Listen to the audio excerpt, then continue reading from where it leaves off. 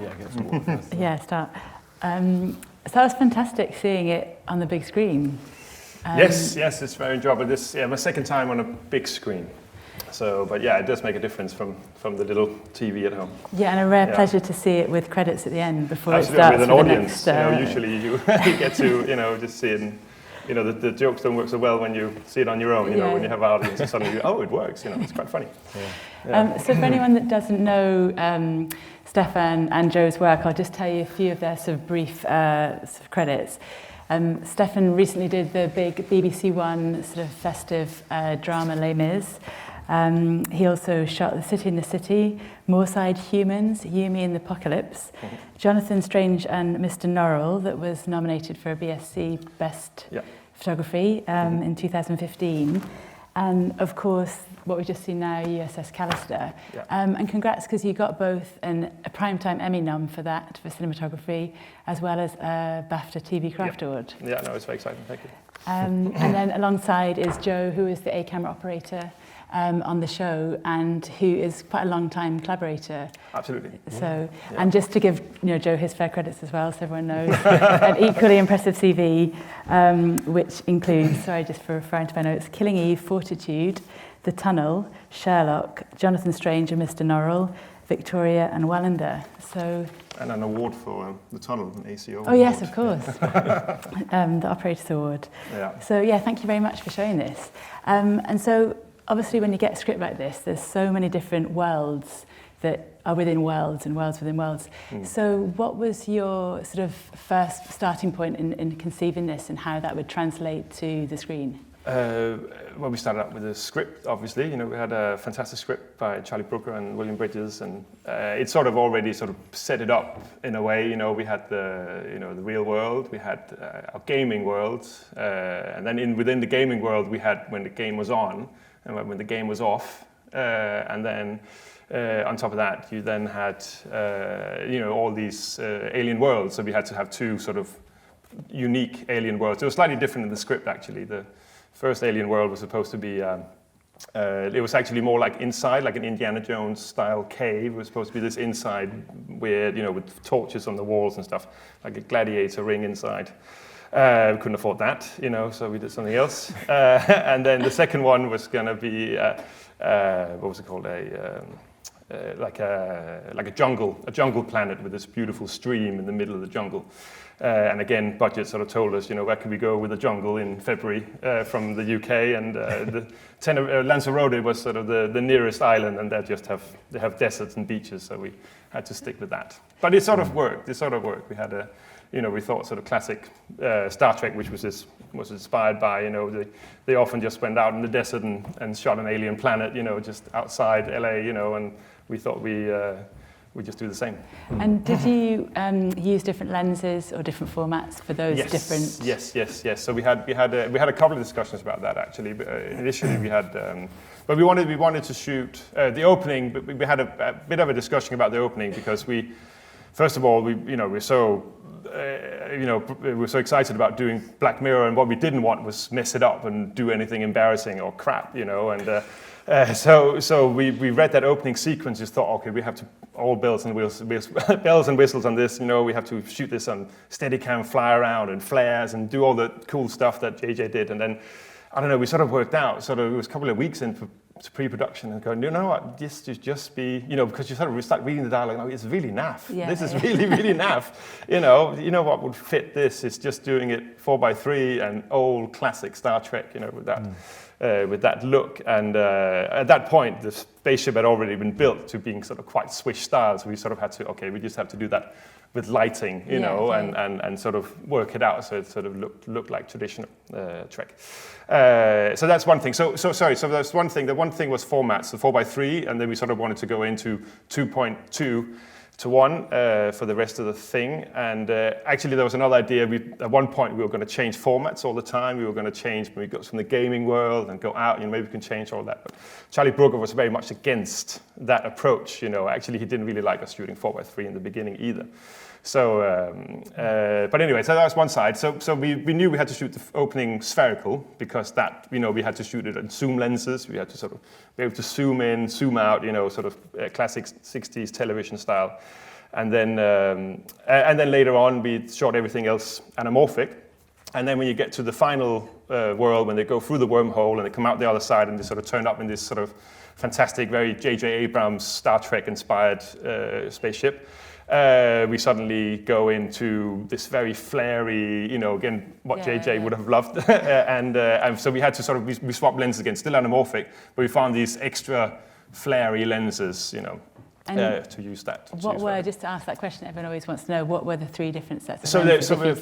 the main we shot on, I think it was super speeds for the primes, and then we had like 2 zooms, like classic Allura I can't remember zooms. the zoom. I think it was the Allura zooms to start with, and then it was the master anamorphics for the... And then master anamorphics for the main thing. And there was another reason for that, just because Framestore, who did the effects on this, we said, we'd like to shoot anamorphic, and they just said, anamorphic can't be tracked, it's impossible. And they said, the only anamorphic lens we were allowed to use was the master anamorphics, because they're sort of, they're so technical, so clean, and so clear. So that was the only anamorphic. If you want to shoot anamorphic, that was the choice, basically. And then they let us go, because the sequence was so small at the end with the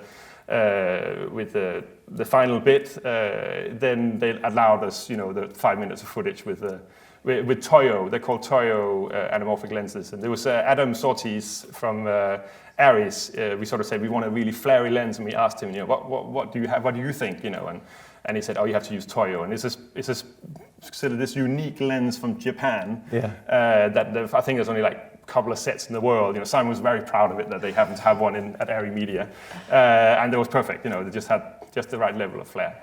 And aside from that conversation with VFX of suggesting or kind of pushing you towards going with the master anamorphics, did you find that you had to accommodate the VFX work sort of in other areas to a greater degree, or was it quite sort of quietly in the background, you could sort of shoot it the way you wanted to?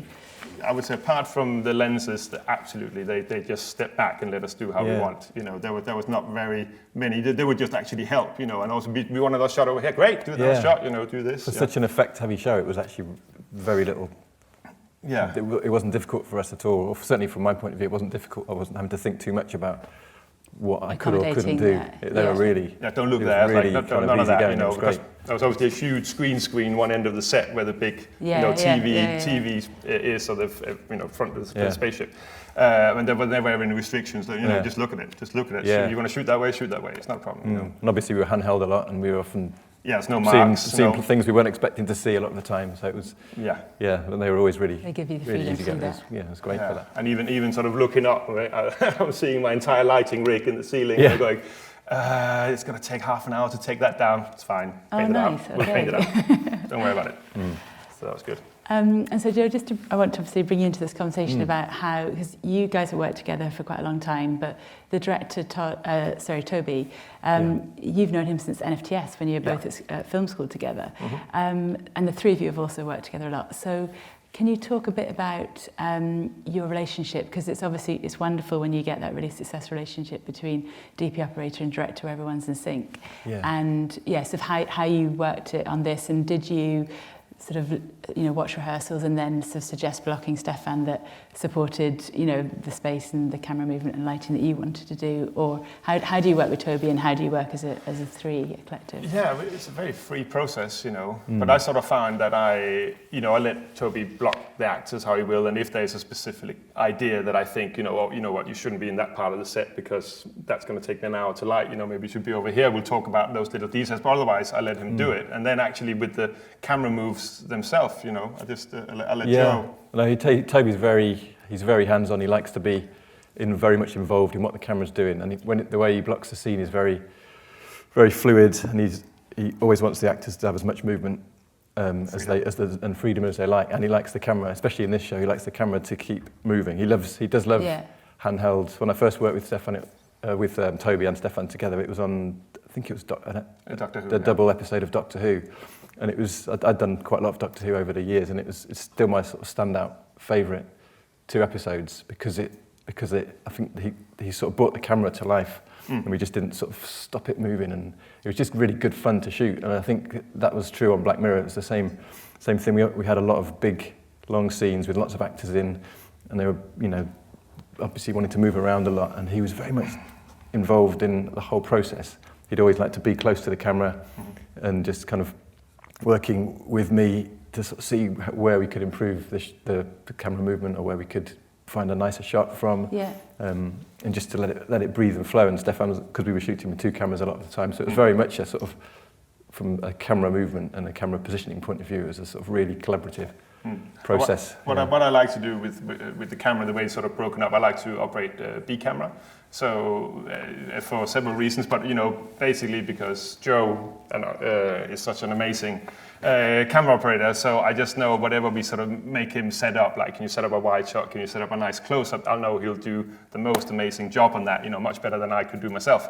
And that sort of leaves me free to sort of deal with the lighting, talk to the VFX, talk to everything else that needs to be organized, and keep everything sort of running along, and then I'll jump in on a B camera, So we're ready now, the track's down, okay, great, B camera handheld, okay, for here, I don't know, and then I just get a chance to sort of just discover stuff, and sometimes I'll go in really close, and sometimes I get into Joe's shot, that's not the best, very rarely. But we can sort of just work together, and also it gives me the freedom that I can be free to sort of experiment, while Joe is sort of the director's eyes, so he'll make sure that the director gets the shot that he definitely wants, and then I'm a bit more free to sort of have fun. And in when I watched it, I was noticing obviously it feels like there's a slightly different camera movement or language of the camera in the different worlds. When we're in the offices, it's quite handheld, and then when we go into his kind of the world that he controls at home, it's all tracks and so smooth movements, and then you've got a bit of both happening in the spaceship at different points. Yes. Do you want to talk a bit about that, or? I guess the sort of the handheldness when he's in the office. When he's in sort of the real world, outside of his little cosy space, is more to sort of convey his sort of nervousness and his awkwardness within that world, within the real world, and then obviously a bit more kind of considered when he's in his bedroom, and then the same kind of goes into the spaceship, I suppose. Yeah, when the game starts and you do the same thing, but then we break the rule constantly. There's stuff that should have been handheld that we end up shooting on tracks. But I know we sort of we had a very clear idea, like when we're in the game, we're tracks, and when we're out of the game, we're handheld, and then we stuck to it, and then we sort of forgot about it. But sometimes if you can do a nicer shot when you're on a track, or you can do a more sort of telling story on a. I don't know. The move becomes a bit more pronounced when you do it. Sort of. And we'd mix up, like I might be on Steadicam, but we'd be shooting 2 cameras within a scene, so we'd be like, oh, the handheld is going to match maybe a bit better with that. So within the scenes, I might be on Steadicam, and Stephan would be handheld, or I might be on a track with a Dutch head, like we had a lot of circular tracks going on, and we did a lot of stuff where I'd be on a track with a Dutch head, and Stephan might be handheld, if you only had time to get in at the last minute, or you might be on a Dutch head. I had a tango. I had an awful tango head. Oh yeah, I got lucky. You had the good one. I got the good one, and then Stephan was stuck having to Dutch. Yeah, you sort of have to turn your hand like that. It's really awkward. And that was the other thing, that one of the ideas from early on was like when you're on a spaceship, but it was one of the things that Toby said, like on the first day on the spaceship, like there's no straight angles in space. We just always had to be Dutch in some way, but there was no clip, because I thought, but then you should always be the same level of Dutch, because the gravity should be one way. No. Yeah, we started out trying to be, we'd ask each other, which way are you Dutching at the moment? You're going left, you're going right. About 2 days right, into it, left, we just do what looks good. And it looked like a great set in terms of, it looks like the practicals were built in and designed in, so that you have the freedom to be, sort of looking in all directions. Hopefully not getting in each other's shots. But do you want to talk a bit more about, because obviously, amazing credit to your lighting team for... Absolutely, Mel's up there. He was a gaffer. He's amazing. He did a great job. Well, we've got this spaceship, and our department obviously built this amazing spaceship. We had a guy, Joel, and Phil. So it's Phil. Phil came from just came off Star Wars 8, where he'd been the art director. So he knew a thing or two about spaceships.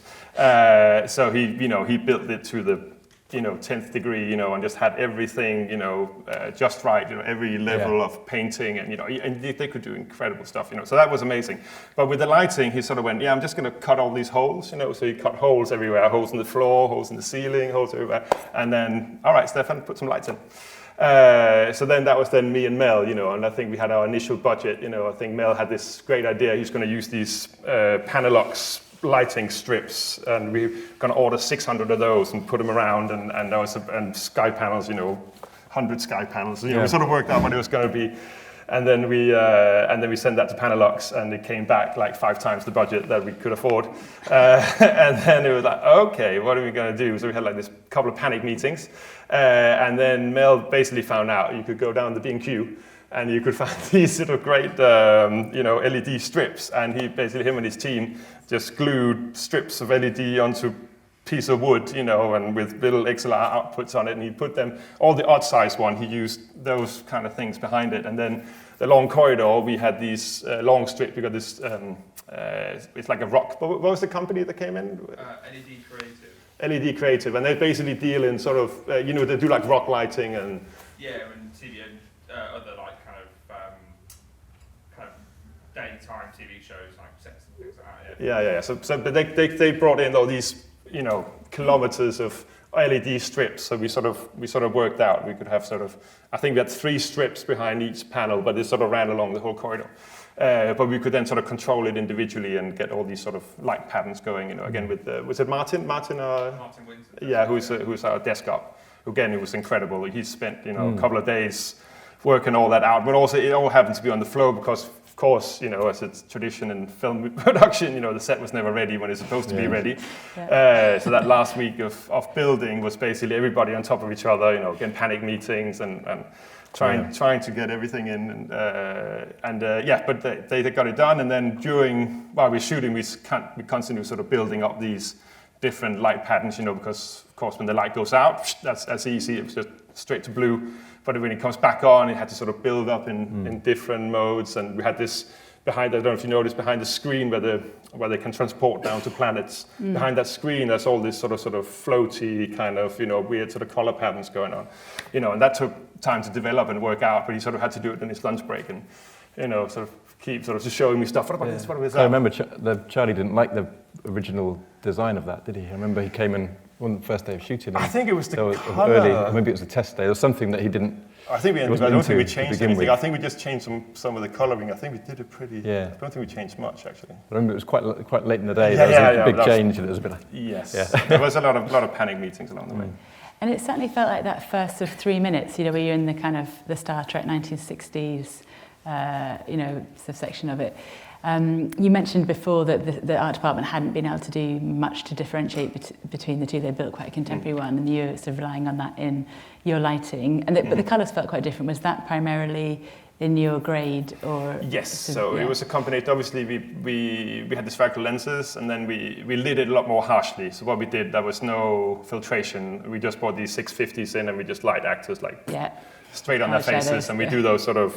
Try to do that kind of eye light, that you would do on, classic shots with Kirk, William Shatner, and then in post we did a lot of tests, and that was sort of the easiest thing that went through our post process. We just set up, we put a lot of noise into it. We sort of did that sort of vignetting in the sides, sort of give that sort of film gate feel, that it sort of vignettes off in the sides. And that was really successful. It's like the first test, brilliant, nailed that, But it was also not easy. It was easier because we had very, very clear reference for that. You could, on Netflix, you can see the entire first season or the first 3 seasons of classic Star Trek with Shatner and everybody else, and we could just sort of make it like that. And just going back to, obviously, you and the director have been working together for a long time. And so how do you feel your relationship has developed, or your working relationship has developed, so from when you were, well, maybe not when you were at film school, that's perhaps going back too far. Yeah. Or do you feel it has? Do you kind of, it's always nice to go back to relationships where you've got that sort of shorthand already. Absolutely, no, that's great. No, but the great thing with Toby is that he's sort of a friend first, So we met at film school. We actually didn't do very many films at film school. We did 2. We did 2 short films, and they were both the worst films that we'd done. We got the worst criticism. Anything we did together was just awful, There was Stephen Frears called one of them an unmitigated disaster. Oh, nice. So there we were. So we thought, maybe we're not meant to work together, But then down the line, he called me up about a job. We've been working on different projects for like a couple of years out of film school, and then this children's show came up, and then we worked on that. And that was great. And for once, you know, it worked out. We suddenly actually made something good or successful, won an award, you know, ran another 7 series, and we didn't do those. But so that was great. And then from then on, you know, Toby has been able to, on most jobs, when he's had the opportunity to bring me in, we work together. So that's great. And also, funnily enough, the next project I'm going to Canada for a little job, and that's with Toby again. So we're going to do our first American job together in a couple of weeks. Excellent. Yeah. I've got a few more questions, which I'll ask in a minute, but are there any from the audience that think, have we got microphones, or do you just want to shout? Oh, sorry, I threw that on you last minute. Can I just quickly give a big thanks as well to we've got Sam Smith, focus puller, and Gary Norman grip. Up there at the back. Maybe you could put your hands up, guys, just up there at the back. Essential part of the team as well.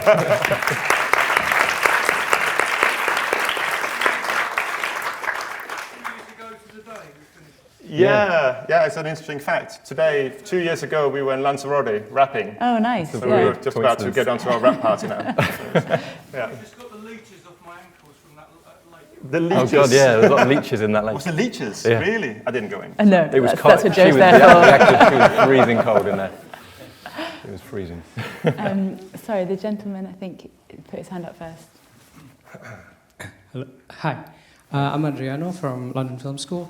Just wanted to ask, like, how much pre-visualization that you did before actually shooting on the set itself, and how much of that contributes to the way you light things? There was very little previs. I would say there was no previs. But what we did have was storyboards. We did quite a sort of extensive storyboard session for a couple of the sort of action sequences. But it wasn't so much in the spaceship. I think it was more like on the. We had one for the planet, and we had for when she turned into a monster. Yes. And also when she woke up in her in that sort of med bay thing. But most of the action scenes we just sort of worked out, and also with us in storyboards, you know, it's very much a guideline. You know, you sort of, you know, it gets thrown out the second the actors turn up on set, you know, and you just sort of, over here then, you know. It's usually like you have to be here. No, I want to be there. Oh, okay. All right. I know, and you kind of go, okay, that was fine. All that hard work and time. Yeah. So thank you. I think there was maybe. Did the lady in white have a question? Oh, sorry. Okay. No. Yeah. Sorry. Hi, I'm Clement from the London Film School as well. I just have a small question. A bit curious about when he enters the wormhole thing and he get all distorted, like all the distortion. And I was wondering, is it like post, or did you put something in front of the lens? That's really interesting, actually. This is where Toby. That was a real Toby thing. That's where Toby sort of has his unique brain. That's why who he is. That's why he is. But because we did a similar effect in Jonathan Strange. We wanted to in Jonathan Strange there's a scene where, you know, he has sort of weird hallucinations, and we wanted his face to stretch, and he had to do it in post, and it cost a fortune, and it looked awful. And he really, because as soon as you stretch something in digital, the pixels stretch as well. There's not enough information, so it all looks weird. And then Toby had been sitting in the tube, and he was sort of looking at himself in the tube, and he was sort of going up and down and going, oh, look at that, you know, that's amazing, you know, how warped they look. So he sort of turned up and said, I want a mirror, you know, and I want a mirror I can warp, you know, and he sort of talked to the art department, and they got one of those in for us. And then we lined up the actors so we could see them inside the mirror, and then we just started sort of warping the mirror more and less, you know. Yeah, just totally randomly, and we just tried, and they were just screaming and screaming. I think you and Toby were both holding the mirror. Yeah, because you were holding the camera, and I was on the camera, and you two were both. I could see the monitor because it's sort of as the angle as you hold it, you can sort of see whether they're in frame or not, you know, and you find the good bits because some of the mirrors are sort of a bit more warped than other bits, you know, and you sort of go, oh yeah, that's half a face. Oh, that's fun, you know. So we just did it like that, and then we were screaming for like 10 minutes ago. It's like, can we stop screaming now? You know, no, come on, keep going. So that was great fun. Perfect, in camera. Yeah, in camera, yeah, very much in camera. But that's Toby, that's all Toby. Thank you. I'll take another question before pushing on. There's a hand that's shot up right at the back with the gentleman with the cap on.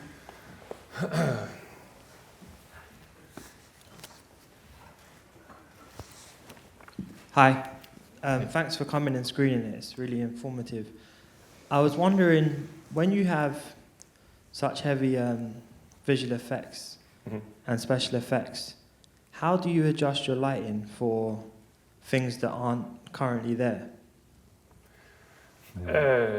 I don't do anything actually. The only thing you sort of are aware of, I guess, is like, for instance, we had that big sort of rock monster, or big arachnojax it was called, you know.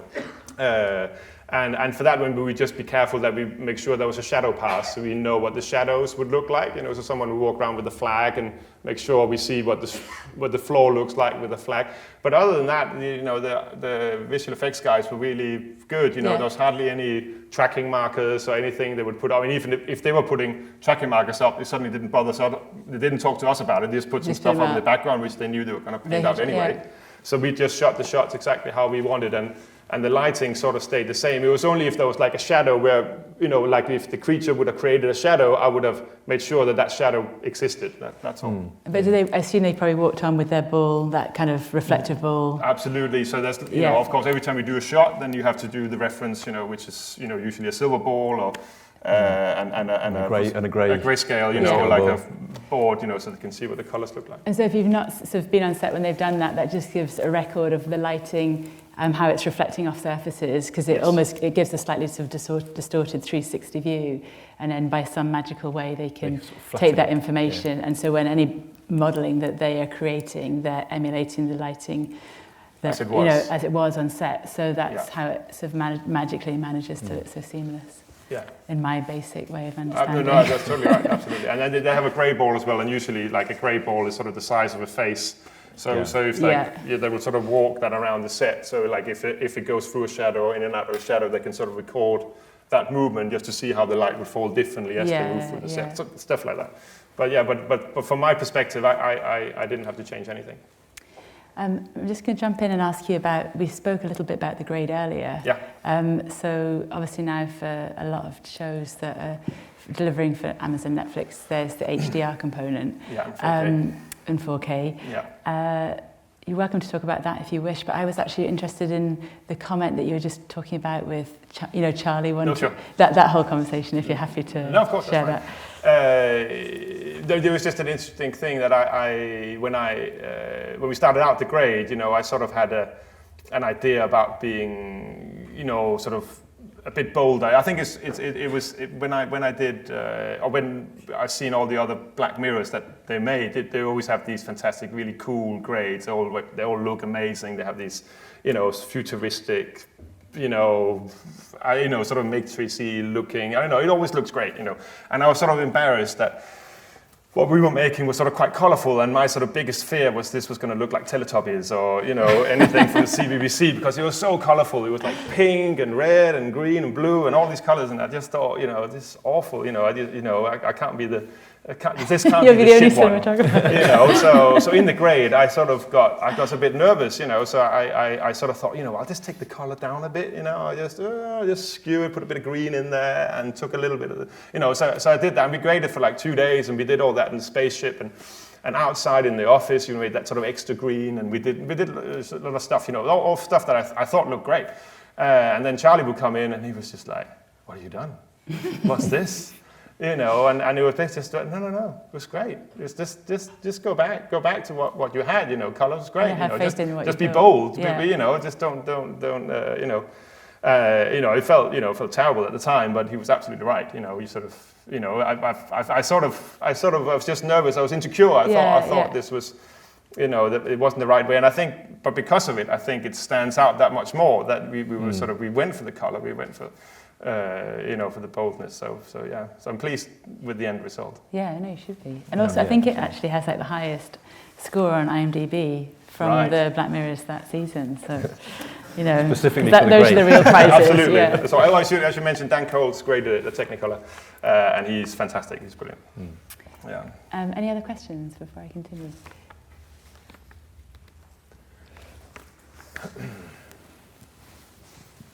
Hi, I just wondered what the timeline was with production. Like, how much time would you get in pre-production, and then how many shooting days did you have, and how many days did you have for the grade in total?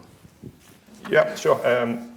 I was personally employed for 4 weeks prep, and then we had 20 shooting days, but it was sort of spread out over 5 weeks because we shot Or was it still 4 weeks? 4 weeks, I think. Still 4 weeks. Yeah. Oh no, so we're 6-day weeks. 6-day weeks. So we shot 17 days in the studio, and one on location. So most, what was it, 12 days or something in the studio, and then we had 4 days in the office, and then 3 days. A couple of days, 2 or 3 days in the flat. 2 days in the flat. Sorry, Yeah. I completely messed up. It was 20 days altogether, and then but what I remember was just 3 days in Lanzarote. But the thing is, the 3 days in Lanzarote it was a week because we went out there and prepped, and we were there for longer, but we shot for 3 days.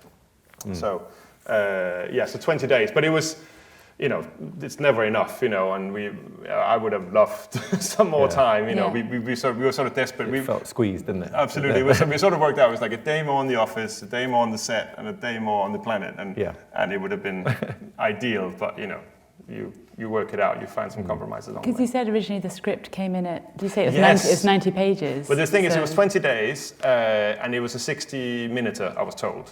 We have to shoot 60 minutes. Yeah. And 60 minutes, 20 days, Yeah, I mean, in it's TV, that's generous, luxurious. I mean, when we do Doctor Who, for that you'll get like 13 days, 15 days maybe, So that felt great, but then the script came in and it was 85 pages. So you go, this is the 90-minute production, so suddenly it's not very good, and also they didn't want to cut anything up front. It was like, are you going to cut some of these scenes? Or are you going to, you're going to reduce? Yeah. No. We want it all. Exactly. No, but there was no cuts up front. So we shot it all, and that's the first cut came in at 90 minutes plus, 95, with all the scenes in, sort of reduced down to their right length.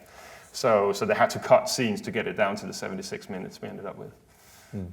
So we shot a lot of extra stuff in those 20 days. And so the only build was the spaceship itself? The other spaceship, the little shuttle. Yeah, spaceship, spaceship, the corridors. There was the corridor to his flat. There was one big corridor and another little one. There's a T and one, it was sort of connected to the... Which we had to sort of pretend was more than that. Yeah, exactly, constantly shooting it from different angles to make it look like more corridors. And then the airlock, which turned into the medical bay where she wakes up. Yeah. It's the same set. Right, okay. So that was the only thing I built. And then we went to the office, was an office building. And we shot that in January. And of course, they found an office building that had the heating switched off. So we were there filming in, I don't know, it was minus something outside. It was -2, 3 outside. It was really cold. And inside it was +5. It was like working in a fridge. Yeah. It was absolutely awful. But one by one, all the crew were Everybody got ill. sick. You got ill, I was really ill. Then Toby got it. Toby got sick. You can't go home, Joe. You can't go home. I'm really you'll be fine. You'll be fine. Put that Steadicam on. Don't worry about it. Yeah. And we having to heat the rooms just so you didn't see all the breath. It was. No. So it was almost like ice cubes. You have to do the ice cube thing almost. It sort of slowly heated up. Had red rads on every time. And just getting as close and close to that as possible. But it was terrible. And then 2 days in this flat, which was in East London, and then 3 days in Lanzarote.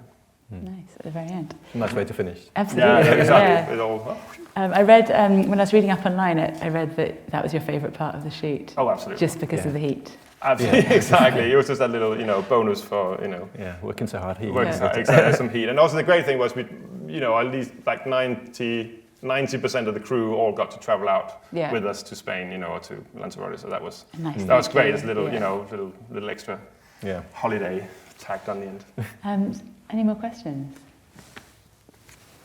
Oh, this. Okay. Since you did all the intros, go for it. Nick. Yeah. Hi. Did you have a topical kind of question? SDR and HDR deliverables. And did you have a plan for that before you started, or did that come after? So when we started shooting this, if this was it was just going to be an SDR production. I wasn't told that it was any different to anything else that I've done before. Then I got a phone call a week before I'm due to do the grade, and they tell me, so the grade is on Monday, and by the way, it's HDR now. And they're like, but the thing is, I was sort of naive and new to the process. I wasn't really sure what it meant, really. I heard other people talk about this HDR, but I wasn't sure. It was like, did I do anything wrong? Did I need to change anything? It's like, no, it should be fine. Just come in, just grade an HDR, and it'll be fine. And from my perspective, then that's what happened. I came in and I graded it and made it look how I wanted on the monitors, and it looked great. So I had a quite easy experience with SDR. It looked fine. And then later on down the line, I sort of had to beg a little bit, but I was allowed in when they did the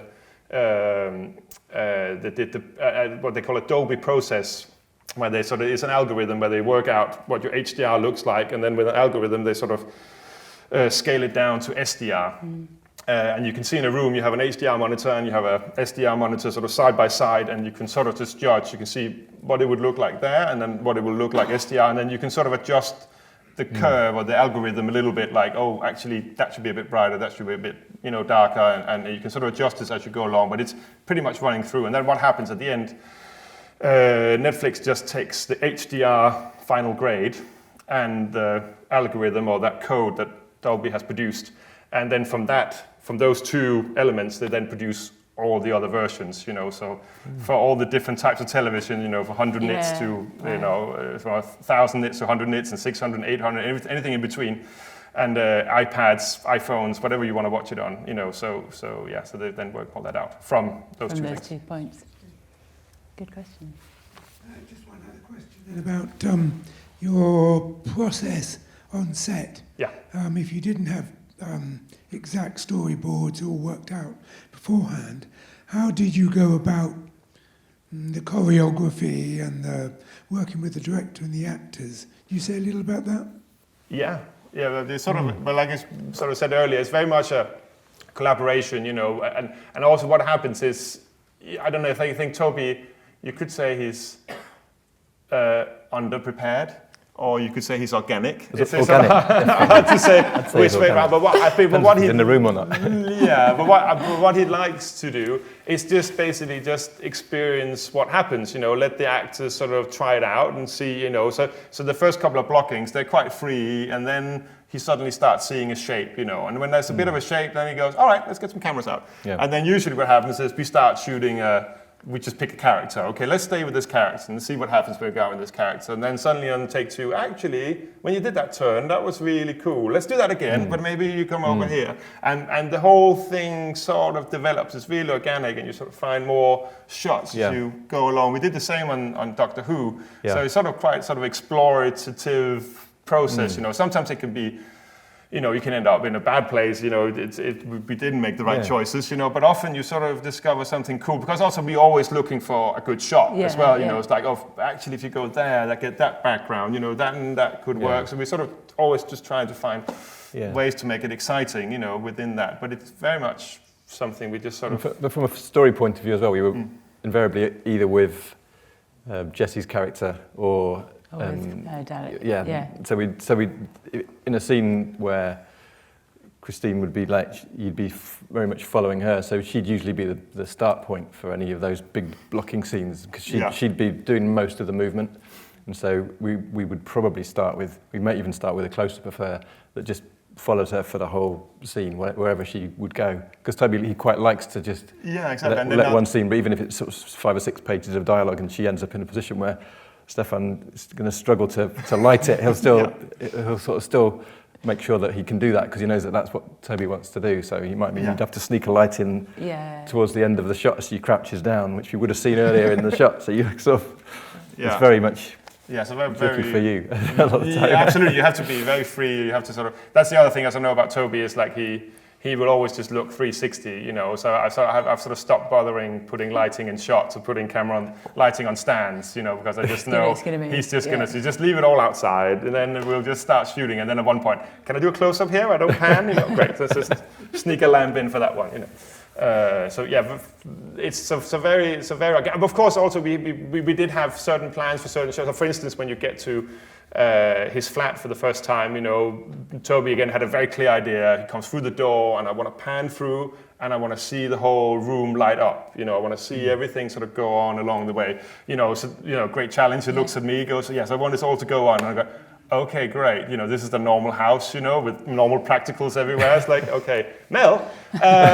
So what we want to do is we want to pan through. Can you do that? And then Mel sort of sat down with his desk up and that was why when I first watched it, I thought that must be, you know, a build. Yeah, you know, that you had that nice capacity. I think that shot worked really well from a lighting. It was great, you know, but it was sort of mixed. Just what we did was, it was a real house or real flat, but we we put in some of this, there was some extra set in Right, there okay, where we yeah. can control the lighting. But like in the kitchen, we had to we sort of took their downlighters out and put our downlighters in and re-rigged them, and then all that back to a desk sort of somewhere, you know. So there was some poor sparks, you know, sitting in there for a couple of days, sort of working all that stuff out. Yeah. So yeah. You've been waiting patiently in the middle there, haven't you?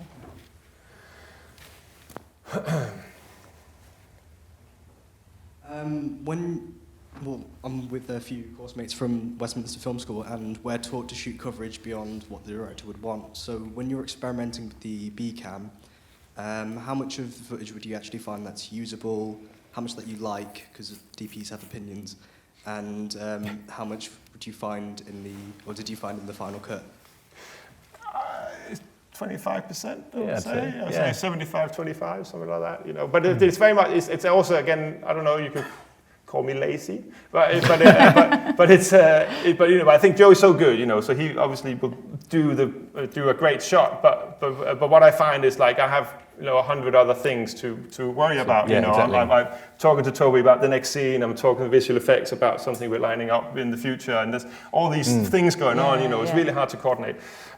So I just love that Joe sort of works out the shot, and then I'll just step in last minute. And you know that you're not going to shoot something that you think is you know, isn't good from a lighting point of view or whatever. So you know that even if 100% of your shot doesn't work for whatever reason, you know that you're in the right spot from lighting. Yes. perspective. So I will never shoot something that I think looks bad for me, and I'll always find something up against towards the backlight, or, you know, something flary or something high angle or something I think might improve it, might look sexy, but also I can sort of do it last minute. I can be a bit more free and explore. You know, I think we talk about this before.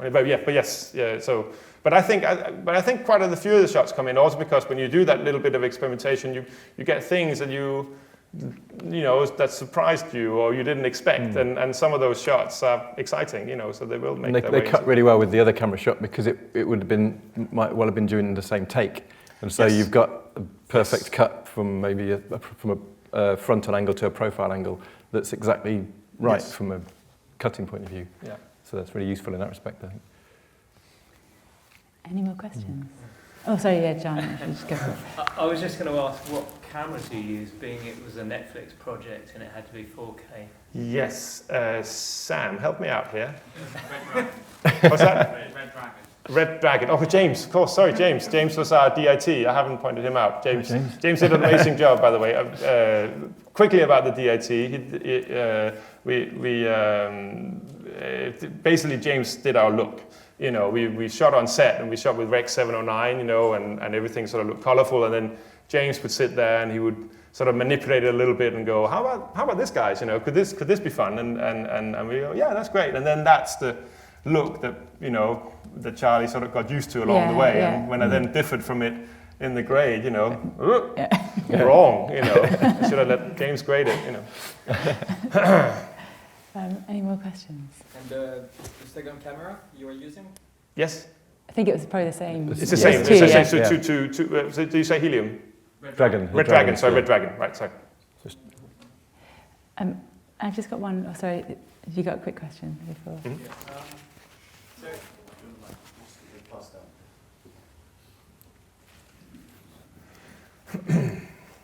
Thanks for doing the talk, by the way.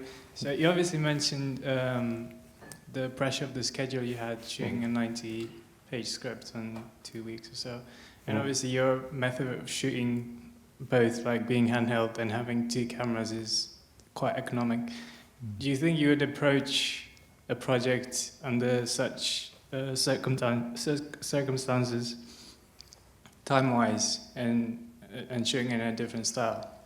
If I had more time, you mean, or? Yeah. Potentially, I think we would always end up doing it the same way. I mean, the more prep you have and the more shooting time you have, the more, you know, the more nuance you get into it, you know. So this is pretty much just like our first approach. Okay, that'll do, you know, and that's where we ended up, and it was okay, you know, we got away with it. But absolutely, if we had twice the amount of time, you know, we would have spent more time getting the scene, you know, we'd have delve deeper into it, you know, and I think, and the result would have shown, you know, if we had those 3 extra days we talk about, you know, I think the action scene at the end might have an extra level of kineticism, you know, and maybe we would have another big shot, a big sort of cool shot. We would maybe have time to sort of, do something, really interesting. We, in a way, it sort of felt like we just got it. It was just exciting that people, like it, and we got all the recognition from the Academy and all that. But you can always see there's always a better version. Yeah. Yes. So if that helps. So sometimes having the pressure of the schedule yes, can be quite for sure. Can be quite creative as well. That's true. That's very true. And do you find sometimes if you have too much time in prep, you can overthink a lot of decisions? Absolutely. Like your kind of gut reflex when you read a script and you think, I think it's probably these lenses, and you end up testing maybe a few other sets and go back to what you kind of initially felt. Was there a huge difference in terms of what you actually ended up doing on the floor to how you first conceived it in your mind when you read it as a script? Not particularly. Sorry, I don't know. Was there anything you can remember that was? No, because I guess I had less prep. Yeah. Because I only came on board sort of for the tech recce's, and then the week before. So I guess I think from as far as I could tell, we kind of got pretty much what Toby had in his head. So but I didn't go that far back with him beforehand. So to say whether he had anything else in mind before. Yeah, I think it's a blanket rule. I mean, he will prep sometimes, but also I think he again sort of say, you could say that he's, it could be a method or it could be laziness, but he will sort of, whenever you sort of ask him a question, like, should it be this or that? Maybe don't answer today, and are we going to see this way? Are we going to see that way? I don't know, maybe both. He'll just leave it to the last minute to give us so many options. So I think we sort of. He's very reactive to what's happening in Toby. It works that way. Some directors, I've worked with directors before who have a very clear idea in their mind of the whole thing. Whereas Toby, I think he has certain shots in his mind, like Stephan was saying with the lighting and the kitchen, and he's got ideas of a feeling, but then it's more he'll react to what's happening in front of him. Yeah. Or the big thing, this is handheld, this is not handheld. And he had one particular idea, for instance, in the quarry, when we got and shoot the Rackley Jacks. He wanted the moment when he paused the screen that we were on a track. We panned round. We had to be on a head. And then as soon as the screen paused, we had to take the camera off. We take the camera off the head and go handheld. So he was very, very clear on that. That was a shot that he sort of had in his head. It didn't really work, but I've forgotten we did that. but that was one of his, sort of those basic things I was told when we started. Yeah. Are there any more questions? Thank you very much. This is absolutely incredible. You've obviously shot for a lot of different distributors between BBC, Netflix, and different things. Do you feel like one gave you more freedom than another, or are they all quite tight on what you need to do? Well, obviously the Netflix and Amazon, they like it 4K, so that limits your choices substantially. I love the Alexa camera, so whenever I can, I will shoot with that. So with BBC, it's much easier because they don't restrict it. So when I shoot for them, then I can shoot Alexa. It's mainly technical, and you get mainly restricted technically. Yes, it's just with the post and with the choice of cameras, it would be the only thing. But I think other than that, they don't really mind. I certainly haven't had. I remember early on, maybe some dramas going, oh, that's a bit too dark. Lift that up a bit. But other than that, you're sort of free to do it how you think it should be done. Or maybe I just have very I think there's generic instincts. If you see, I think the difference between BBC One and BBC Two dramas, there can be a bit of a difference. Like their perceived audience for BBC Two is possibly going to be more interested in a film that is less linear or takes more risks. And I think that that will obviously impact the script that goes to which channel, and therefore everything from that point onwards. And certainly I've been in grades where I've been told this is primetime BBC One, and it needs to be a bit brighter, ITV. So this is ITV. There can be those, but that's depends also on your producers or your exec producers and how they feel, or what they want to sort of push for. Yeah, I did a drama for BBC Two where the producer didn't think it was dark enough. All right. Darker. It's like no, darker. Really? Okay.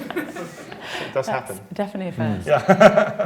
I've got one more quick question to finish, but is there anyone else that's still got a burning question that they need to? How are we doing on time, Audrey? Okay. Well, I just wanted to ask, Probably like, a board. when you're final, like mostly, when you finish a project, or I think about what I'd have done differently, in the next project. Is there anything that you would take away from this that, worked exceptionally well that you'd love and you'd carry forward, or things that you learnt from and you'd do differently? And that can be technical or philosophical, as you wish. Do you have anything? Well, no, I mean, I'd like to work with Toby again. I know that he's one of that he's definitely, I find working with him a lot of fun, because he's so reactive. And I think for a camera operator, I suppose as an operator rather than a director of photography, you can be, your job, you have to plan a bit less, I'd say. There's much less, it's more similar to maybe a director on the floor in that you're reacting to something that's happening, whereas a DOP, you're having to visualize something that isn't there. I'd say that's one of the big differences between the two roles. And I think Toby thinks a lot like an operator in a lot of senses, so I find him quite fun to work with in that respect. So that's why I'd like to take him. Work with him again one day. Directors are on that same page. Me too. I am, so that's great. But also, this was my first experience with anamorphic lenses. So on my first job after this, I went straight in and went, anamorphic. Anamorphic, let's do that again. But that time, the second time, I was allowed to use whatever anamorphic I had. But actually, I ended up with this thing called Crystal Express. Oh, yes, I don't know if yeah, you know those. These awful, well, they're not awful. They're interesting lenses, but they're the only thing that Panavision would give us. But actually, for the job I did, it was absolutely perfect. They were warped and crazy. No. That was the City and the City. City and the City, yes. So anamorphic would be one, and I don't know. Try to fight for more time. Always. Yeah. Great. Well, thank you very much, you guys, Thanks. for the time.